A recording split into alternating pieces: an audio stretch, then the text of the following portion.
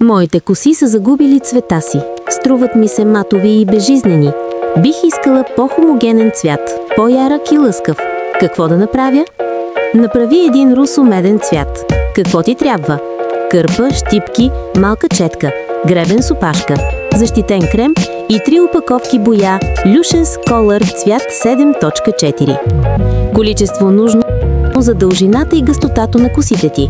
Направи тест за алергии 48 часа предварително. Прочети как в листовката.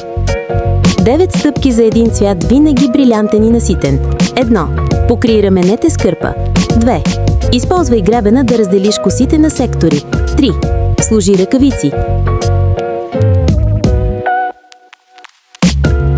4. Приготви сместа и разклати добре. 5. Нанеси по дължина на секторите. Разнеси масажирайки. Използвай четката за зоната около лицето. 6. Нанеси боята по дължините. Провери дали боята е добре нанесена навсякъде.